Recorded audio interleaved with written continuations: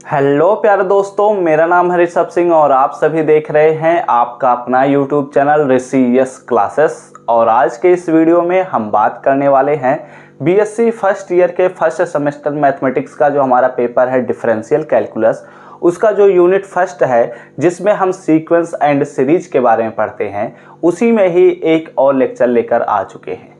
और इस लेक्चर में हम बात करने वाले हैं एग्जाम्पल ऑफ कंपैरिजन टेस्ट के बारे में। जैसा कि आप सभी को पता है कि पिछले कई लेक्चर्स में हम कंपैरिजन टेस्ट के बारे में बात कर रहे हैं, जो कि इनफाइनाइट सीरीज का एक पार्ट है। और पिछले ही लेक्चर में हम लोगों ने कंपैरिजन टेस्ट के एक एग्जाम्पल के बारे में भी पढ़ा था, तो उसी को ही अब हम और आगे कंटिन्यू करने वाले हैं। और इस वीडियो में हम बहुत सारे एग्जाम्पल्स पर बात करने वाले हैं। तो चलिए अपने टॉपिक की शुरुआत करते हैं। लेकिन अगर आप सब इस चैनल पर पहली बार आए होंगे तो जरूर नीचे दिए हुए बटन पर क्लिक करके सब्सक्राइब कर लीजिए, साथ ही बेल आइकन को ऑल पर भी सेलेक्ट कर लीजिए, जिससे इस प्लेलिस्ट के अगले वीडियोज के नोटिफिकेशन आपके पास सबसे पहले पहुंचे।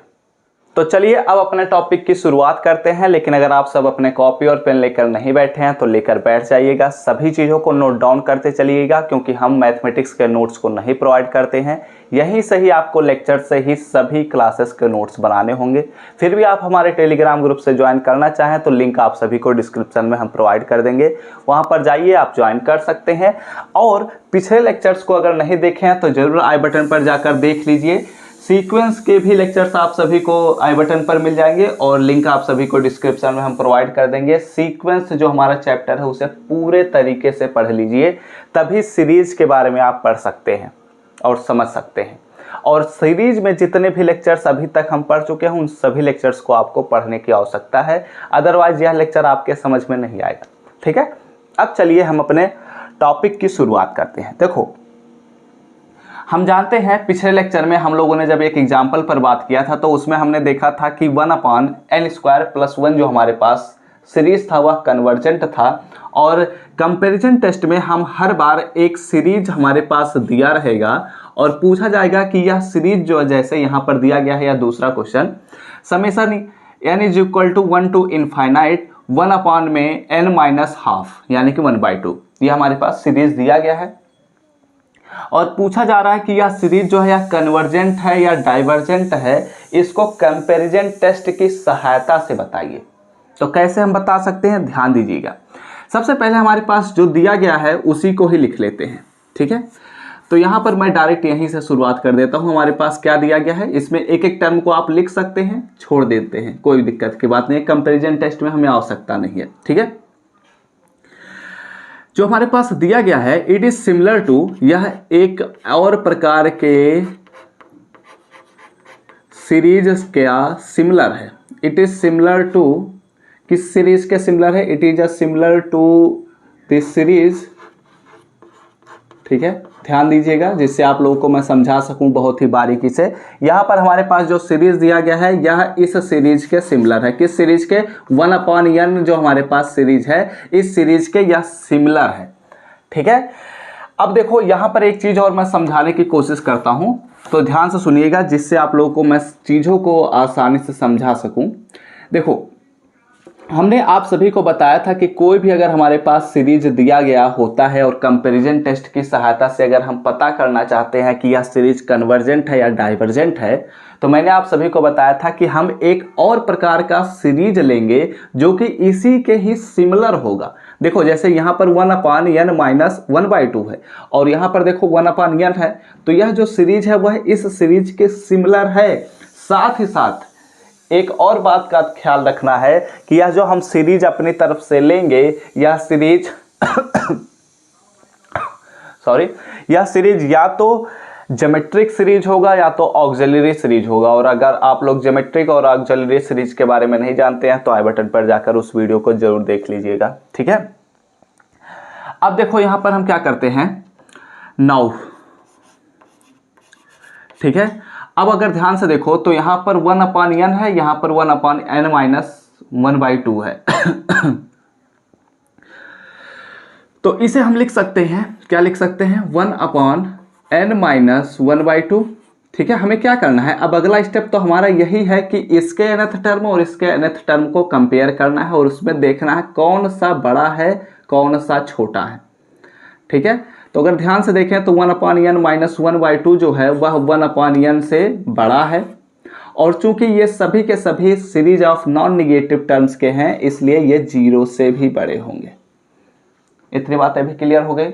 अब आगे बढ़ते हैं। यहाँ तो आप लोग समझ चुके होंगे कि हमने क्या किया है। अब यहाँ पर एक और तरीके से ऐसे लिख सकते हैं, क्योंकि इसका हर एक टर्म है इसके हर एक टर्म से बड़ा है। मैं थोड़ा सा तेज चलता हूँ क्योंकि पिछले वीडियो में हम लोग इन चीज़ों के बारे में पूरा डिटेल से समझ चुके हैं। तो यहाँ पर अगर इसका nth टर्म बड़ा है और इसका nth टर्म छोटा है इसकी तुलना में, यानी कि इसका हर टर्म इसके हर टर्म से बड़ा ही होगा, तो अगर हर टर्म का एडिशन इसके हर टर्म के एडिशन से भी बड़ा होगा, इसलिए इसे हम लिख सकते हैं this implies that summation n is equal to 1 से इनफाइनाइट, और यहाँ पर हो जाएगा हमारे पास n-1/2। ठीक है, और यह भी क्या होगा, ग्रेटर देन होगा summation n is equal to 1 से इनफाइनाइट, और यहाँ पर हो जाएगा 1/n। ठीक है, अब हम क्या करते हैं, नाउ लेट, ऐसा कर लेते हैं, लेट Sk1 एंड Sk2, ठीक है, are partial sum of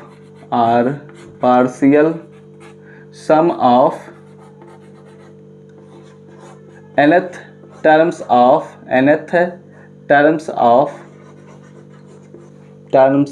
of summation 1/n-1/2 and summation 1/n। ठीक है, ये आप लोग समझ चुके होंगे क्योंकि मैंने इस लाइन को पिछले वीडियो में भी लिखा था, तो आई होप आप लोग समझ चुके होंगे। तो अब अगले स्टेप पर बढ़ते हैं। ठीक है, अब यहाँ से हमने सपोज किया कि Sk1 और Sk2 जो हैं वो इस सीरीज और इस सीरीज के फर्स्ट n टर्म्स का सम है। ठीक है, तो इसलिए अगर हमारे पास ये nth टर्म है और ये भी nth टर्म है, तो इसलिए हम यह लिख सकते हैं कि जो Sk1 होगा वह ग्रेटर देन होगा Sk2 से। ठीक है, और ये भी मैंने बता चुका है, मैंने आप सभी को बताया है कि ये कैसे होता है, इसलिए हम अगले लाइन पर बढ़ते हैं। ठीक है, इस वीडियो में हम 2-3 एग्जांपल्स पर बात करेंगे क्योंकि हम लोगों ने पिछले लेक्चर में केवल एक ही एग्जांपल को समझा था और पूरा डिटेल समझाना पड़ा था, इसीलिए इसमें थोड़ा सा तेजी से भी चलेंगे। ठीक है, अब देखो अगले स्टेप में हम क्या कर सकते हैं। चूंकि हमें पता है, अभी तक इतना पता है कि अगर कोई किसी भी सीरीज का जो पार्शियल सम होता है अगर वह इनफाइनाइट पर चला जाए या किसी फाइनाइट वैल्यू पर चला जाए, अगर किसी फाइनाइट वैल्यू पर चला जाए तो हमें पता है सीरीज जो होता है वह कन्वर्जेंट होता है। अगर किसी इनफाइनाइट वैल्यू पर चला जाए तो वह हमारा सीरीज जो होता है वह डाइवर्जेंट होता है। यह बात हम जानते हैं। तो इसीलिए अब हम क्या करते हैं, यहाँ पर लिमिट को ले लेते हैं, टेकिंग लिमिट। अगर हम लिमिट को लेते हैं तो यहाँ पर जो n है वह इनफाइनाइट पर जाता हुआ दिखेगा और यहाँ पर Sk1 आएगा, विच इज ग्रेटर देन, हमारे पास होगा limit n tends to infinite और यहाँ पर हमारे पास आएगा Sk2। ठीक है, अब अगले स्टेप पर बहुत ही बारीकी से ध्यान से सुनिएगा। देखो अगला स्टेप हम क्या करने वाले हैं। देखो हमें पता है कि जो हमारे पास Sk2 है, ठीक है, हमें इसी का ही कन्वर्जेंस या डाइवर्जेंस पता करना है। अगर यह लिमिट का वैल्यू फाइनाइट आता है तो हमारा सीरीज जो होगा वह कन्वर्जेंट हो जाएगा, इनफाइनाइट आता है तो डाइवर्जेंट हो जाएगा। तो हमें ने एक ऐसा सीरीज सपोज किया है जो इसके बारे में हमें ऑलरेडी पता होता है। तो हमने जब इस सीरीज को सपोज किया है तो Sk2 जो है वह इसी सीरीज का ही तो फर्स्ट n टर्म्स का सम है। तो अगर इसका हमें लिमिट पता है तो हम डायरेक्ट अप्लाई करते हैं। ठीक है, अब देखो क्या करते हैं हम अगले स्टेप में। सिंस हम क्या करने वाले हैं, सिंस सीरीज 1/n, ठीक है, ये जो हमने सीरीज सपोज किया है इज डाइवर्जेंट। ठीक है, यह कैसा सीरीज होता है, यह एक डाइवर्जेंट सीरीज होता है। कैसे पता है, बाय पी टेस्ट। यहां पर मैं लिख देता हूं because p is equal to 1 तो इस प्रकार यह कह सकते हैं कि जो हमारा सीरीज है 1/n यह डाइवर्जेंट है, और यह मैंने ऑक्सिलरी सीरीज में आप सभी को बताया भी था कि ये कैसे डाइवर्जेंट है, और साथ ही साथ मैं पार्शियल ऑफ सम की सहायता से भी बताया था कि यह सीरीज जो होता है यह डाइवर्जेंट होता है। ठीक है, तो अब अगले स्टेप पर बढ़ते हैं। अब हमने जब यह देख लिया कि यह जो हमारे पास सीरीज है यह डाइवर्जेंट है, यानी कि इसका जो फर्स्ट n टर्म्स का सम होगा अगर उसका हम लिमिट लेंगे तो यह इनफाइनाइट वैल्यू को देगा, क्योंकि हमारा जो सीरीज है वह डाइवर्जेंट है। सो इसलिए हम लिख सकते हैं कि limit n tends to infinite, और यहां पर हम लिखेंगे S k1 is greater than infinite. ठीक है, अब यहां पर अगले स्टेप को बहुत ही बारीकी से समझने की कोशिश करो। देखो, हमें पता है कि यस k1 जो है वह इस सीरीज जो हमारे पास सीरीज दिया गया है उसके फर्स्ट n टर्म्स का एडिशन है, या फिर कह सकते हैं फर्स्ट k टर्म्स का एडिशन है, क्योंकि हमने k लिया है तो यहां पर k ही कर देते हैं। ठीक है, यहां पर हम क्या कर देते हैं, k कर देते हैं। फर्स्ट k टर्म्स का एडिशन है, तो फर्स्ट k टर्म्स का एडिशन है और उसका लिमिट जब हम ले रहे हैं तो यह जो वैल्यू मिलेगी वह इनफाइनाइट से बड़ी होनी चाहिए, यही तो यह इक्वेशन कहता है। और अगर इनफाइनाइट से वैल्यू बड़ी होगी तो वह इनफाइनाइट ही होगी, क्योंकि इनफाइनाइट कोई फिक्स्ड वैल्यू नहीं होता, या तो बस एक सपोजिशन होता है कि वहां तक हम कभी पहुंच नहीं सकते, यह ऐसा नंबर है। और उससे बड़ा भी नंबर हमें खोजना है तो वह भी एक इनफाइनाइट ही होगा।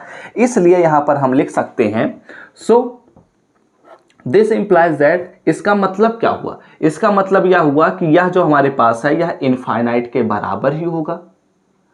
सो 10 यहां पर हम लिख सकते हैं 10 जो हमारे पास सीरीज है, सीरीज 1/n-1/2 इज डाइवर्जेंट। क्या होगा, यह जो हमारे पास सीरीज है यह डाइवर्जेंट होगा, और यह किसके थ्रू हमने पता किया है, यह कंपैरिजन टेस्ट की सहायता से हमने पता किया है। ठीक है, तो पहले इसका स्क्रीनशॉट ले लीजिए, उसके बाद हम चलिए आगे बात करते हैं कि और भी हमें कुछ चीज़ों को समझने की आवश्यकता है। ठीक है, तो आई होप आप सभी लोग स्क्रीनशॉट ले चुके होंगे। तो अब चलिए आगे बढ़ते हैं इस वीडियो में। देखो, हमने क्या किया, कंपैरिजन टेस्ट की सहायता से हम क्या करेंगे, बहुत ही बारीकी से सुन लो, मैं फिर से रिपीट कर देता हूँ। हमारे पास एक सीरीज दिया गया होता है, और कंपैरिजन टेस्ट की सहायता से हम हर एक सीरीज के बारे में नहीं पता कर सकते, इसके बारे में खैर हम अगले लेक्चर में बात करेंगे। आप सबके दिमाग में यह सवाल उठ सकता है कि क्या हर सीरीज को हम कंपैरिजन टेस्ट की सहायता से सॉल्व कर सकते हैं, तो इसका जवाब है नहीं, क्योंकि हम हर सीरीज के बारे में, चूंकि हमारे पास जो भी सीरीज दिया रहेगा उसे हम एक नए सीरीज से कंपेयर कर रहे हैं, और हम हर सीरीज को दूसरे सीरीज से कंपेयर नहीं कर सकते। ऐसे बहुत सारे एग्जाम्पल्स अभी आगे आप सभी को देखने को मिलेंगे। और साथ ही साथ यह भी कंपलसरी है, कंपलसरी नहीं है लेकिन यह नेसेसरी एक तरीके से है, कि जो भी सीरीज हमारे पास दिया रहेगा उसको जो हम किसी और सीरीज से कंपेयर करेंगे तो यह सीरीज जो होगा या तो ऑक्सिलरी होगा या तो ज्योमेट्रिक सीरीज होगा। कोई और सीरीज अगर हम लेने लग जाएंगे तो हो सकता है हम उस सीरीज के बारे में खुद ही ना जानते हों। तो जब हम उस सीरीज के बारे में पहले से ही ना जानते हों तो हम एक नया बवाल क्यों खड़ा करना चाहेंगे, जबकि हमारे पास एक ऑलरेडी है। ठीक है, इसीलिए हम ऐसा करते हैं कि हमारे पास जो सीरीज दिया रहता है उसे पहले हम ध्यान से देखते हैं, और यह प्रैक्टिस पर डिपेंड करता है। जितनी बार आप किसी भी न्यूमेरिकल को सॉल्व करेंगे उतने ही तरीके से आप समझ पाएंगे कि कोई भी सीरीज कंपैरिजन टेस्ट की सहायता से सॉल्व होगा या किसी और टेस्ट की सहायता से सॉल्व होगा। इन सभी चीज़ों को जब प्रैक्टिस करते हैं तभी आता है। ठीक है, और ये अगर आप लोग अगर इन चीज़ों को 50% भी समझ रहे हैं तो भी बहुत बड़ी बात है, क्योंकि इन सभी चीज़ों को इतना आसान भी नहीं होता है समझना। ठीक है, तो अगर अभी तक इस वीडियो को कंटिन्यू देखते आ रहे हो, इस प्लेलिस्ट में किसी भी वीडियो को स्किप नहीं कर रहे हो, तो ये आप सभी के लिए बहुत ही अच्छी बात है। ठीक है, और यहाँ पर हम क्या करेंगे कि हमारे पास जब दो सीरीज मिल चुका है, यह यूएन सीरीज है या वीएन सीरीज है, तो इसके nth टर्म हमारे पास 1/n-1/2 है, इसका nth टर्म 1/n है। इन दोनों को चेक करेंगे कि कौन सा बड़ा है, यूएन बड़ा है या वीएन बड़ा है।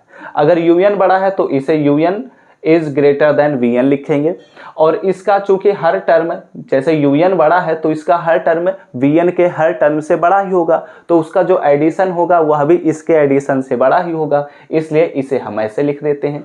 फिर हमें अभी तक इतना ही पता है कि कोई भी सीरीज अगर कन्वर्ज करता है, कोई भी सीरीज अगर डाइवर्ज करता है तो उसके फर्स्ट n टर्म्स का एडिशन लेंगे और उस एडिशन से ही उसका लिमिट देखेंगे और उसका लिमिट अगर फाइनाइट वैल्यू को देगा तो कन्वर्जेंट होगा, इनफाइनाइट वैल्यू को देगा तो डाइवर्जेंट होगा। ये चीज़ हम ऑलरेडी जानते हैं, तो उसी का ही उपयोग करते हुए हम इस सीरीज के बारे में पता करते हैं। लेकिन हमारे पास जो सीरीज ऑलरेडी हमने सपोज किया होता है उसके बारे में हम ऑलरेडी जानते हैं और इसी को ही कंपेयर करते हुए, यहाँ पर यह कंपेयर ही तो किया गया है, इसी को ही जब हम कंपेयर करते हैं उसके बाद हमें पता चलता है फाइनल रिजल्ट की यह सीरीज हमारा जो क्वेश्चन में दिया गया या कन्वर्जेंट है या डाइवर्जेंट है।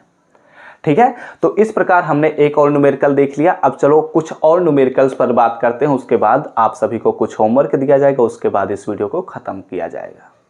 तो अब चलिए एक और एग्जाम्पल पर हम बात करते हैं और यह कुछ डिफरेंट प्रकार का एग्जाम्पल है, क्योंकि अभी तक हम पी टेस्ट की सहायता से यानी कि ऑक्सिलरी सीरीज की सहायता से हम बार बार पता कर रहे थे कि हमारा सीरीज जो है या कन्वर्जेंट है या डाइवर्जेंट है, और मैं हर बार कह रहा था कि इसे हम ज्योमेट्रिक सीरीज की सहायता से भी पता कर सकते हैं, लेकिन डिपेंड करता है क्वेश्चन के ऊपर कि हमारा सीरीज जो दिया गया है, जो पूछा जा रहा है, वह किस प्रकार का सीरीज है। ठीक है, तो अब इस सीरीज की सहायता से हम दूसरे प्रकार का कॉन्सेप्ट भी समझने वाले हैं। तो चलिए शुरुआत करते हैं। देखो यहाँ पर हमारे पास जो सीरीज दिया गया है, इट इज सिमिलर टू, सबसे पहले ये सभी चीज़ें एक्सपीरियंस पर ही आएगा, जितने न्यूमेरिकल्स आप सॉल्व करेंगे उतने ही ज़्यादा आप सभी को पता होगा, ये बात आप लोग समझ चुके होंगे। ठीक है, इट इज सिमिलर टू, या किसके सिमिलर है इसके बारे में हम बात कर लेते हैं। हमारे पास जो सीरीज दिया गया है यह है summation n is equal to 1 से इनफाइनाइट 1/2n प्लस 1, ये हमारे पास सीरीज दिया गया है। तो it is similar to this series, यह किस सीरीज के सिमिलर है इस पर हम बात करने वाले हैं। तो यह जो सीरीज है वह हमारे 1/2n के सिमिलर है। तो समेशन 1/2n के सिमिलर है। ठीक है, अब हम क्या करेंगे, जहाँ पर हमें कुछ भी नहीं करना, बस हमारे पास जो दिया गया है उसी को ही लिखते चलना है। नाउ अब हम क्या करेंगे, नाउ हमारे पास जो इसका nth टर्म है और इसके nth टर्म को लिख दीजिए 1/2n प्लस 1। ठीक है, और यहाँ पर हमारे पास 1/2n लिखा गया है। अब हमें पता करना है कौन सा बड़ा है, तो इसके लिए सिंपल सा तरीका है। देखो 2n और 2n इधर भी है, लेकिन यहाँ पर प्लस 1 जोड़ा गया है, तो जिसका भी हर यानी कि डिनोमिनेटर जिसका भी बड़ा होगा वो वैल्यू छोटी होगी, क्योंकि 1 से उसमें डिवाइड करना है। तो इसलिए यह जो वैल्यू है यह पूरी वैल्यू इससे छोटी ही होगी, ऐसे ही निकाल सकते हैं। तो इसलिए यह जो वैल्यू है यह छोटी है, तो इसलिए लेस देन का साइन हम लगा देंगे। ठीक है, अब चूंकि यह जो पूरा वैल्यू है यह पॉजिटिव ही होगा, क्यों, क्योंकि हमारा जो सीरीज है यह series of non negative terms है, मैंने आप सभी को ऑलरेडी बताया हुआ है। अब हम चेक करते हैं, तो यहाँ पर एक और चीज लिख सकते हैं, दिस इंप्लाइज दैट कि हमारे पास जो सीरीज होगा यहाँ पर 1/2n प्लस 1 जो है यह लेस देन होगा समेशन 1/2n के। ठीक है, ये भी आप लोग समझ चुके होंगे कि मैंने कैसे लिखा है। तो चलिए अगले स्टेप पर अब बढ़ते हैं। अब यहाँ पर हम क्या करेंगे, कुछ अलग नहीं करने वाले हैं, सेम प्रोसीजर, हम फिर से वही चीज़ें करेंगे।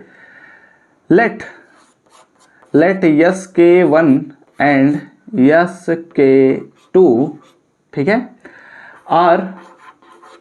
और यहाँ पर हमारे पास क्या है, Sk1 और Sk2 जो हैं are partial sum of first k terms of series. हमारे पास जो सीरीज दिया गया हुआ क्या है, 1/2n plus 1 and series 1/2n। ठीक है, अब यहाँ पर हम क्या करेंगे, इसी का ही अनुपात ले लेंगे, यानी कि हमारे पास Sk1 जो है, मैं इसे थोड़ा सा इधर लिख लेता हूँ क्योंकि वहाँ पर हमें यूज करना रहेगा।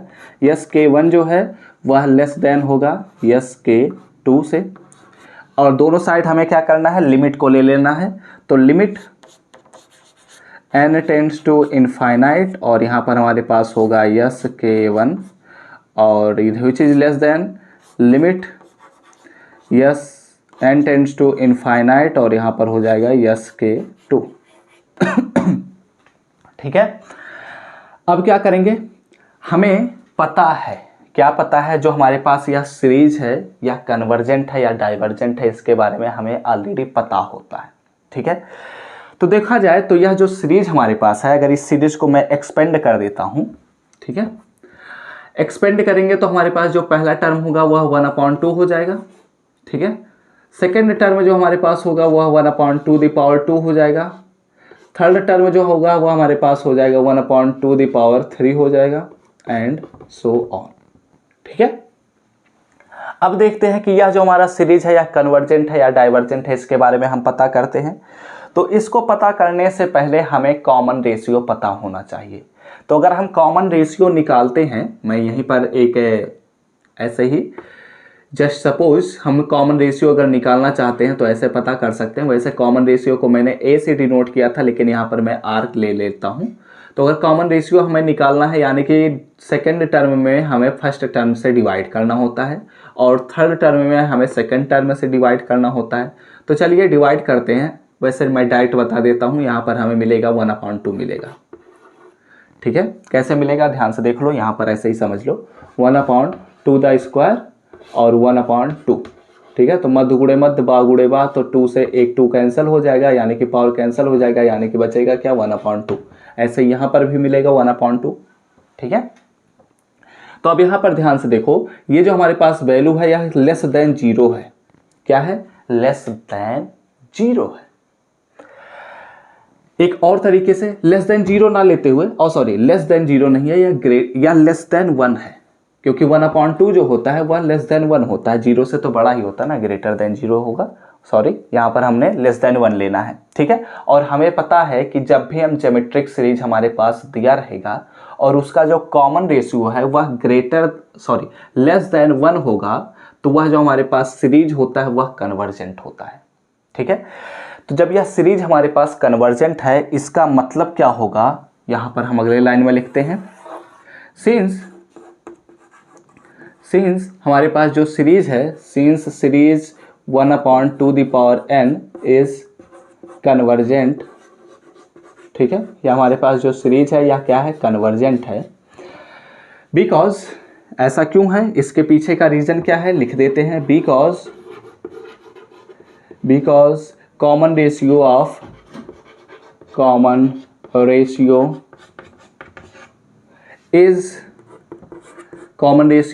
R, हमारे पास कॉमन रेशियो R इज क्या हो, 1/2 which is less than 1, so इसलिए हम लिख सकते हैं, क्या लिख सकते हैं, हमें लिखना रहेगा, अगला स्टेप यहीं से तो आता है, इसे हम लिख सकते हैं limit n tends to infinite, और हमारे पास SK1 रहेगा ही, और यह लेस देन एक फाइनाइट वैल्यू आएगा, क्योंकि यह जो हमारे पास वैल्यू होगी यह तो फाइनाइट ही होगी ना, क्योंकि यह जो हमारे पास सीरीज है यह कन्वर्जेंट है, तो अगर यह सीरीज कन्वर्जेंट है तो यह वैल्यू फाइनाइट होती है, तो यह फाइनाइट वैल्यू होगी। और अगर किसी भी फर्स्ट n टर्म्स का एडिशन का लिमिट लेते हैं और वह फाइनाइट वैल्यू से छोटा है, यानी कि यह जो वैल्यू होगा यह भी फाइनाइट वैल्यू होगा।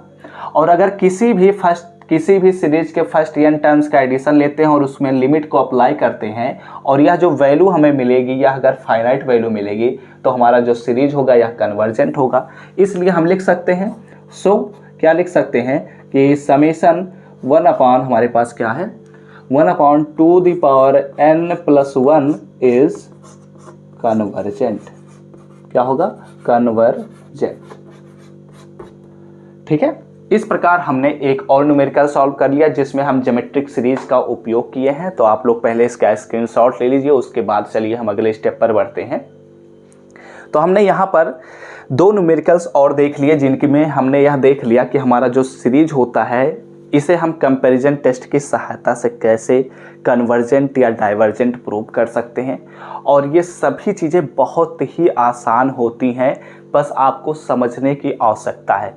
और आप लोग जब फर्स्ट सेमेस्टर में पहुंचे रहते हैं तो आप सभी को बहुत प्रॉब्लम्स होते हैं मैथमेटिक्स में, क्योंकि मैथमेटिक्स इतना भी आसान नहीं होता, इंटरमीडिएट की तरह नहीं होता कि एक न्यूमेरिकल हम एक फार्मूला समझ चुके हैं, न्यूमेरिकल सॉल्व करेंगे आसान हो जाएगा, ऐसा नहीं होता। यहाँ पर हर एक स्टेप को आपको समझने की आवश्यकता है, तो बहुत ही बारीकी से हर लेक्चर को समझने की कोशिश करिए और अपने कॉपी और पेन लेकर बैठे रहा करिए और साथ ही साथ ईयरफोन लगा लीजिए करिए, जिससे आपको कहीं भी कोई भी डिस्टरबेंस ना हो। ठीक है, तो आई होप आप लोगों को यह समझ में आ चुका होगा कि हम कंपैरिजन टेस्ट की सहायता से हम कैसे न्यूमेरिकल्स को, कैसे एग्जाम्पल्स को टैकल कर सकते हैं। और कंपैरिजन टेस्ट थोड़ा आसान सा टेस्ट होता है वैसे तो अगर देखा जाए तो, लेकिन इसमें और भी अभी आगे बहुत सारे टेस्ट आने वाले हैं, तो उन सभी में और भी हाई लेवल के क्वेश्चंस हम उठाएंगे। लेकिन ये तो अभी केवल हमने फर्स्ट कंपैरिजन टेस्ट को डिस्कस किया है। अभी हमें सेकंड कंपैरिजन टेस्ट को डिस्कस करना है, जिसमें हम लिमिट का कॉन्सेप्ट देखने वाले हैं। ठीक है, ये तो हम कंपेयर करते हुए, दो सीरीज का कंपेरिजन करते हुए हम वैल्यू को प्राप्त कर रहे हैं, यानी कि हम सीरीज के कन्वर्जेंस और डाइवर्जेंस के बारे में हम पता कर रहे हैं। वैसे एक और चीज़ ध्यान देने योग्य है कि हम कंपैरिजन टेस्ट की सहायता से केवल सीरीज का कन्वर्जेंस और डाइवर्जेंस पता कर पा रहे हैं। इस बात पर हम नहीं पहुंच पा रहे हैं कि हमारा सीरीज जो है वह किस पॉइंट पर, किस वैल्यू पर कन्वर्ज करेगा, इसके बारे में हम यहाँ से नहीं पता कर पा रहे हैं। खैर, इसके बारे में अभी हम आगे के लेक्चर्स में बहुत सारे डिटेल में बात करने वाले हैं। तो इसी के साथ इस वीडियो को समाप्त करते हैं। आई होप आप सभी को कंपैरिजन टेस्ट के जो फर्स्ट कंपैरिजन टेस्ट है उसमें जितने भी कॉन्सेप्ट थे आप सभी के क्लियर हो चुके होंगे। तो इसी के साथ इस वीडियो को समाप्त करते हैं। लेकिन अगर आप सब इस चैनल पर पहली बार आए होंगे तो जरूर नीचे दिए हुए रेड बटन पर क्लिक करके सब्सक्राइब कर लीजिए, साथ ही बेल आइकन को ऑल पर भी सेट कर लीजिएगा। और वीडियो अच्छा लगा हो तो लाइक करिएगा, कमेंट करके बताइएगा कि क्या आप सभी को यह लेक्चर समझ में आया है या नहीं। और अगर आप सभी को यह लेक्चर समझ में आ रहा है तो अपने दोस्तों के साथ शेयर करिए, जिससे उन सभी बच्चों का कॉन्सेप्ट भी क्लियर हो पाए जो बच्चे परेशान हैं ऑलरेडी कि कंपैरिजन टेस्ट क्या होता है। तो हम सब मिलते हैं अपने नेक्स्ट वीडियो में, तब तक पढ़ते रहिए, संघर्ष करते रहिए और सफल होते रहिए।